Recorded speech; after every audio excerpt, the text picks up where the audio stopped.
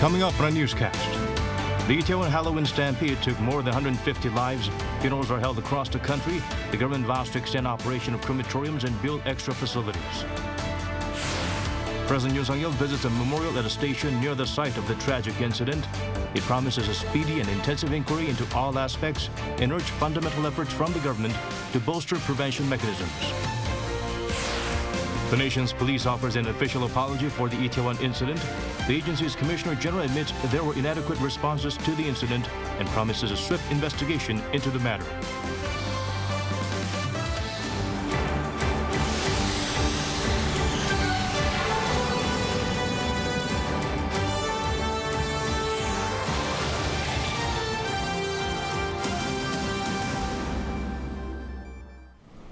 Hello, welcome to our newscast. I'm Daniel Che. Let's begin with the top story at this hour. Authorities have been able to identify all the victims in the Itaewon Halloween crowd crush. Some funerals have already started to take place. The number of casualties has also climbed from the day before. We start things off by connecting to our Shin Ha-young at the hospital nearest to the site. Ha-young, what can you tell us? Daniel, the number of deaths has risen again from yesterday, and authorities reported one more death, a Korean woman in her 20s. She was in critical condition, but her condition got worse and she passed away. This came after a 24-year-old woman died at 9 p.m. last night, and of those killed, 101 were women, which is about 2/3 of the total. And the death toll now stands at 156, with 26 foreigners, and at least 150 are injured, and among them, more than 110 have been discharged after receiving treatments, and 33 of the injured are in critical condition. And I'm at Soonchunhyang University Hospital in Seoul now, and which is around 5 minutes by car from Itaewon. And 5 of the deaths are being kept, and 3 of them have already started holding funeral service here. And according to South Korea's health ministry, up until Sunday morning, 84 people were sent to this hospital, and 76 of them had already gone into cardiac arrest and died. They have since then been sent to other funeral homes due to limited space. And as this case for most hospitals in Korea, Soonchunhyang University Hospital has its own funeral parole. And government officials have said that more funeral facilities will be built if needed at any of the hospitals that have taken people in from Itaewon. They also say that they are planning to come up with measures to extend the operation hours of cremation facilities. So many lives lost in a matter of days. I can only imagine what the families of the victims are going through right now. Ha-young, especially with so many youths dying. Daniel, one particularly heartbreaking story is about an older gentleman whose granddaughter died, and she was in her 20s. He said his granddaughter grew up to be a very positive and bright person despite a difficult upbringing. And actually, she was the one who took care of her grandparents using the money she earned while working. And however, now he's left without his granddaughter following the incidents on Saturday. And meanwhile, a lost and found center has been operating since Monday night at Wonhyodo multi-purpose indoor gymnasium located close to Itaewon in the Yongsan-gu district. More than 100 bags and over 300 shoes are being kept in the center, and they're there for any parents or families of the victims to collect. And the center will run until 6 p.m. Sunday. That's all I have for now. Back to you, Daniel. All right, Ha-young, thank you for being out there for us. We appreciate it. The nation is grieving the loss of so many lives in Itaewon. Official memorial altars are set up across the country for those who wish to pay respects to the victims. Our Pei Eun-ji is standing by one of these sites in Seoul. Eun-ji.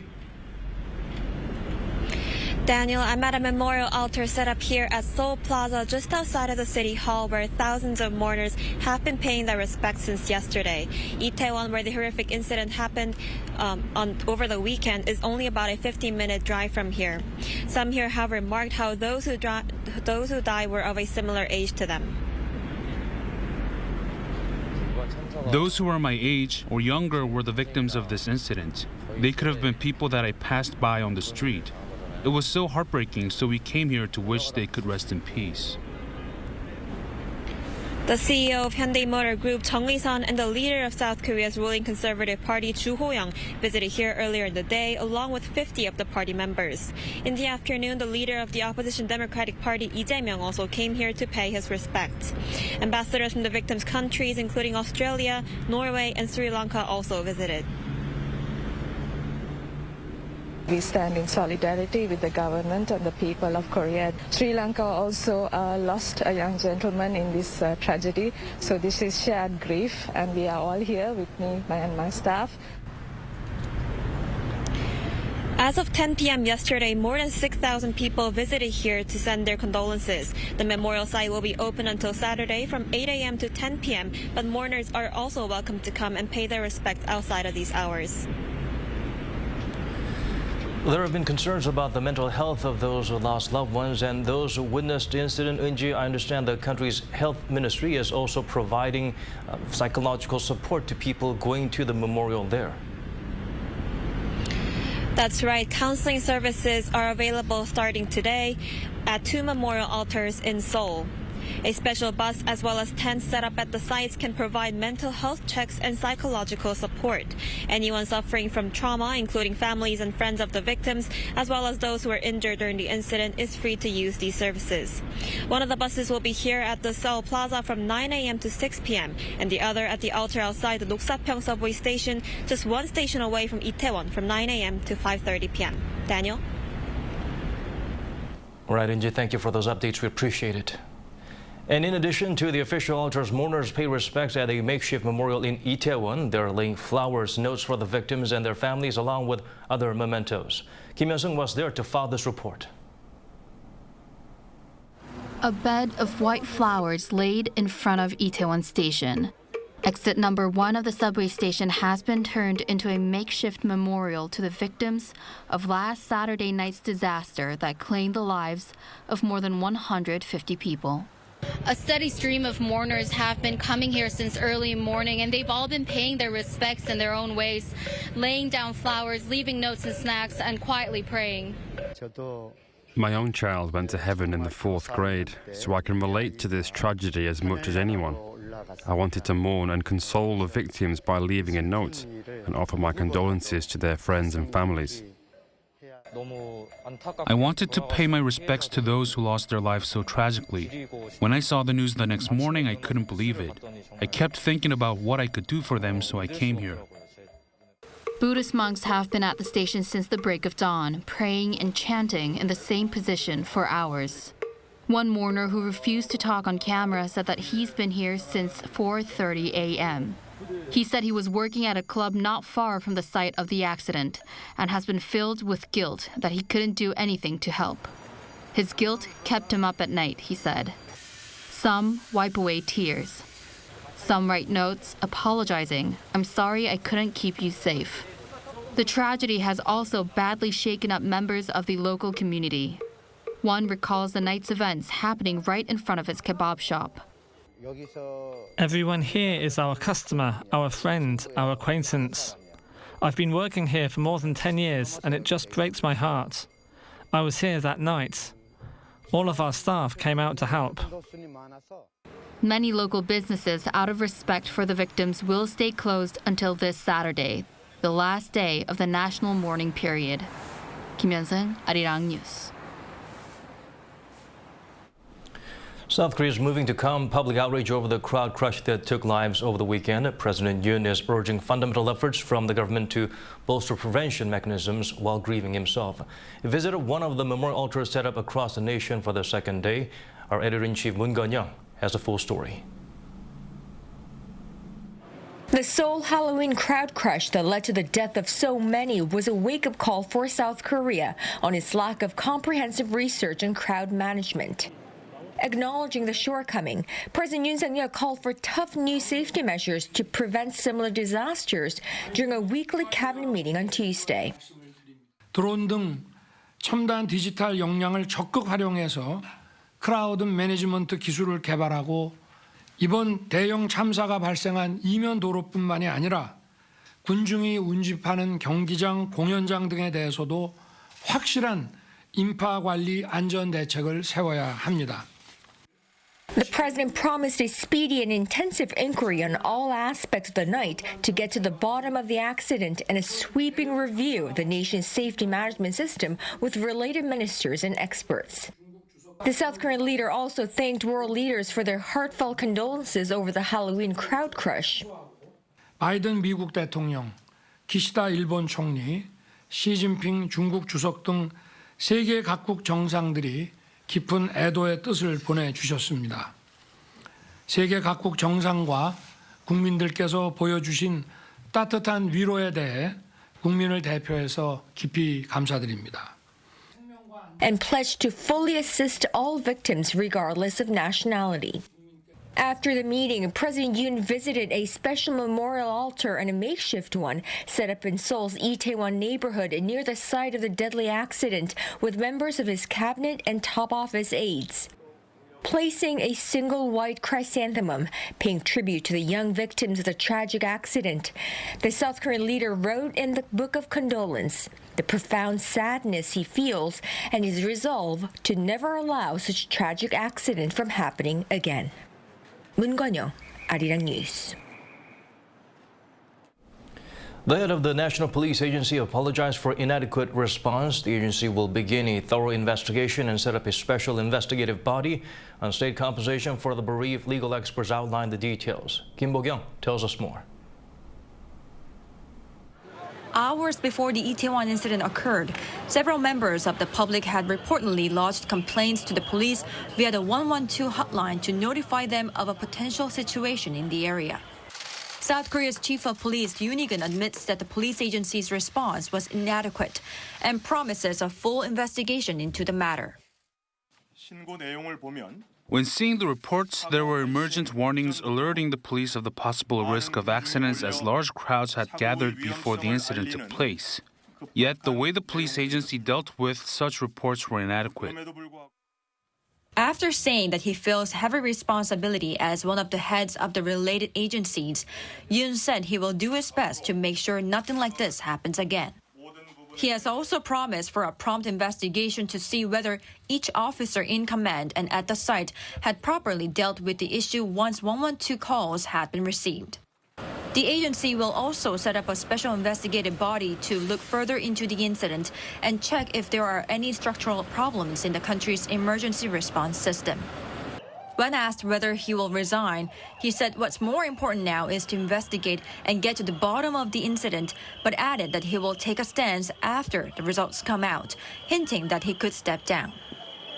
As the police had acknowledged shortfalls in the police's response, there are some question marks over whether the bereaved families would be able to receive compensation when the issue goes to the court. One law expert specializing in compensation cases against the state says the key point would be whether proper measures could have been taken in advance. Like the head of police has said, if the 112 reports were received 2 to 3 hours before the incident, they would have had time to come up with additional measures.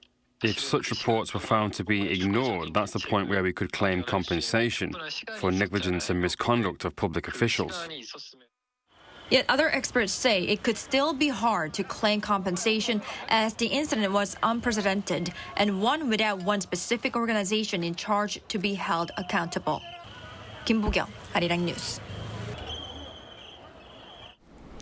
The nation's prime minister led a meeting on government response measures to the Itaewon incident. Han Duck-soo explained where people affected by it can get psychological counseling. The PM also highlighted that based on the investigation underway, the government will devise new safety measures. Min Soo-hyun shares with us his remarks. South Korea plans to provide psychological support to all those affected by the deadly crowd crush in Seoul's Itaewon district. Prime Minister Han Duck-soo said the government plans to support not only the bereaved families and those injured, but also the public, including people who witnessed the horrific scenes on Saturday night. Presiding over a meeting Tuesday morning, Prime Minister Han said those suffering can receive help from the National Center for Disaster and Trauma or from the Seoul Mental Health Welfare Center. Counseling and treatment services will be available to all those experiencing psychological shock.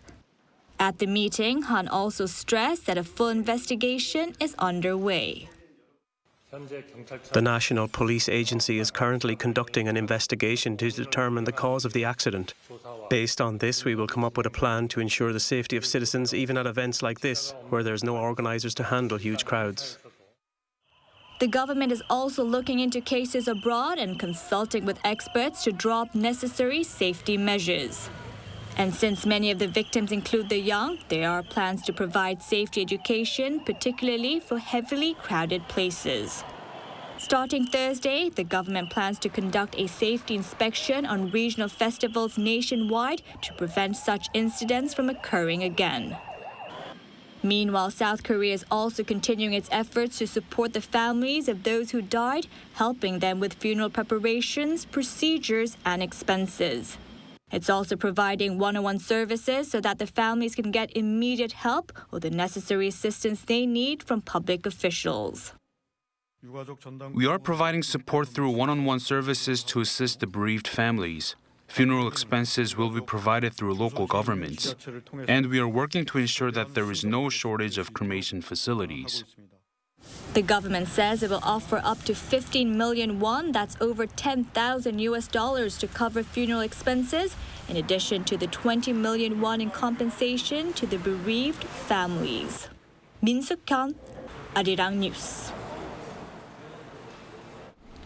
The government is on standby and actively reaching out to the families of the fallen victims. Authorities are working to ensure they can get the help they need when they come to Seoul. Kim Da-mi brings the updates. Seoul plans to provide the bereaved families of the foreign victims on the Itaewon incident with all the help they need when they arrive in South Korea. Visas for them will be issued immediately on arrival at Incheon International Airport. The families of the deceased have been arriving since yesterday. We plan to show them every reasonable courtesy by respecting and listening to their wishes as much as possible. This includes assigning a South Korean government official to work with each of the foreign victims' families.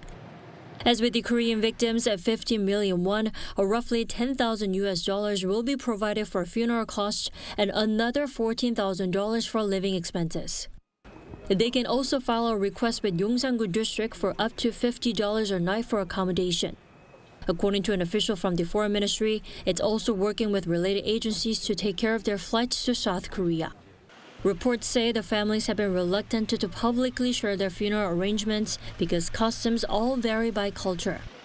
A total of 26 foreigners died in the tragedy, and one is still being treated at a local hospital. The Foreign Ministry is reportedly in talks with related agencies to pay for the medical expenses of those who were injured and/or hospitalized. Kim Da-mi, Arirang News. In large-scale events that attract a massive turnout, there's always a chance things could go wrong. One can quickly find oneself in an extremely dangerous crowd crush in a matter of minutes or even seconds. Shin Jae-byuk provides valuable tips and signs to watch out for, as well as ways to stay safe in such scenarios. When in a crowd, what warning signs should you look out for that suggest the area is getting dangerously dense? According to British crowd study expert G. Keith Steele, things get uncomfortable once density reaches 5 people per square meter. To get a sense of what dead looks like, take a look at this. Each square represents 25 square meters. This is how a crowd would look if there's 1 person per square meter. This is 3 people.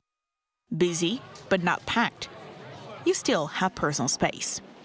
And now with the 5 people, you begin to bump against others standing around you. It may still be safe, but things could go wrong if something unexpected happens, such as pushing or shoving. This also is the point where fatal crushing can occur. So then how do you reduce risks and increase your chance of survival in a dangerous crowd situation? There are 2 main steps, according to a safety expert, that you can take. First is to secure your own breathing zone while staying on your feet. And second, if you lose your footing and fall, make every effort to get into the fetal position. When you're standing up, stuck in a dense crowd, keep your hands up. Place your arms and elbows around your shoulders to protect your chest and create space to breathe. When you fall down, protect your chest by getting into the fetal position. In this position, your legs and arms help make room for your lungs to breathe. The expert advises, however, that the best thing that can be done is for public safety officials or event organizers to monitor crowd density in the first place. And on an individual level, avoid entering a large crowd or escape from it as soon as you sense danger. 신새벽, Arirang News. Amid overflowing videos of the Itaewon crowd crush in social media, experts urge people not to watch such clips as they can cause anxiety and depression. The better option would be returning to daily routines as soon as possible. Lee Seung-jae explains further. Extreme levels of shock and sadness, as well as extreme depression and anxiety, have engulfed the country. The situation has been exacerbated as the whole nation expressed the weekend's tragedy, both online, in real time, as well as in unfiltered videos of the disaster and its aftermath were shared. Now experts are recommending avoiding videos and online comments related to the accident for at least 2 weeks. You need to make an effort to lower your anxiety. Despite this, 15 to 20% of people can develop panic disorder, anxiety disorder, and some psychological depression just by watching videos. They also advise a return to daily routines as soon as possible. How many hours you slept, how much you ate, how much you exercised, and how many friends you met cannot stay the same. But trying to make it as similar as possible is the first step to overcoming trauma. And in order to avoid secondary and tertiary trauma, experts also recommend that you avoid looking for someone to blame for the incident. The public is looking for a scapegoat. Of course, it is good to try and find the cause, but making a scapegoat based on a hasty judgment on the cause creates secondary harm to the person concerned, and it should be absolutely forbidden because it can cause damage. Medical experts also fear that people will use the current situation for political or commercial purposes. This will cause people to mistrust and attack each other, leading to further psychological problems. The Korean Neuropsychiatric Association issued a statement warning bereaved families and those present at the scene of the disaster to refrain from expressing anger over the loss of the victims, something which aggravates trauma and hinders the recovery process. Lee Seung-jae, Arirang News.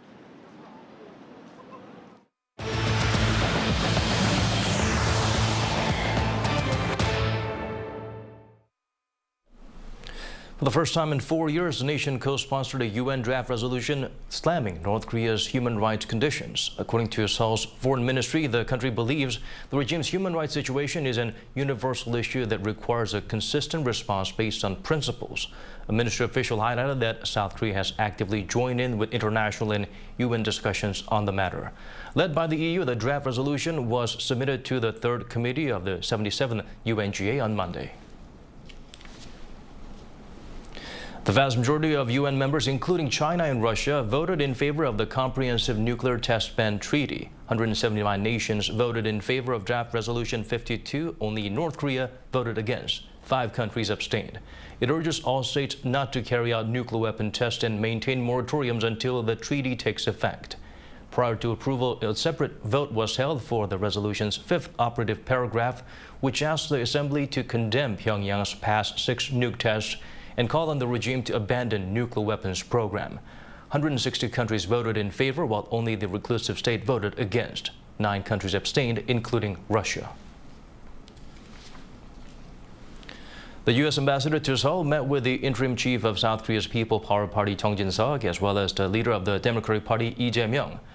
And in his meeting with Ambassador Philip Goldberg, the ruling bloc leader spoke about North Korea's recent military provocations and emphasized the role of the alliance in overcoming the regime's nuclear threats. In his reply, the American envoy used the allies' slogan, "Let's go together." The main opposition leader emphasized that because of the strength of the alliance, redeploying U.S. tactical nuclear weapons would be irresponsible, adding that the peninsula does not need them. Before their respective meetings, all 3 officials observed a moment of silence in respect for the victims of the Itaewon crush. For the first time in 2 years, South Korea's October exports declined. Data from the Trade Ministry shows the country has posted a trade deficit for 7 months in a row, the longest streak since the '97 Asian financial crisis. Outbound shipments in October came to around $52.5 billion, down 5.7% on year. Exports were outpaced by imports, which came to around $59 billion, an on-year spike of 9.9%. The monthly deficit rose to $6.7 billion. The ministry believes key contributing factors include the Ukraine war and rate hikes in major economies.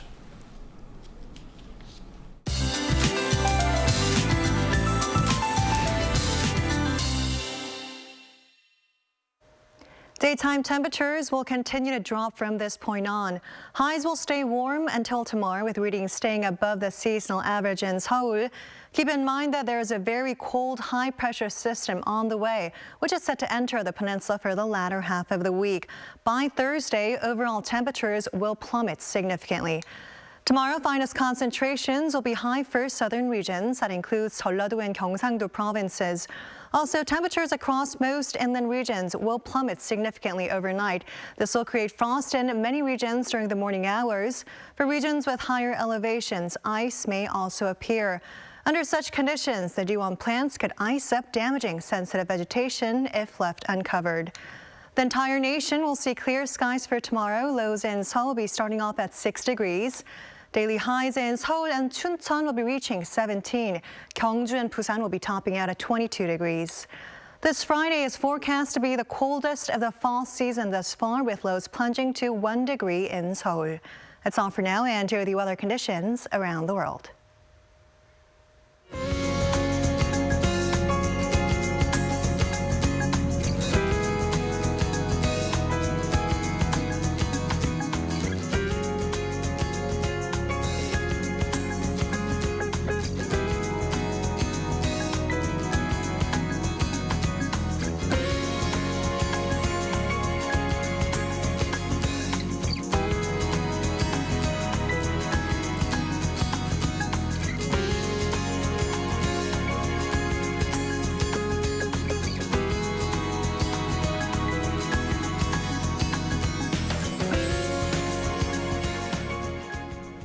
And that's all from us. As always, thank you for watching.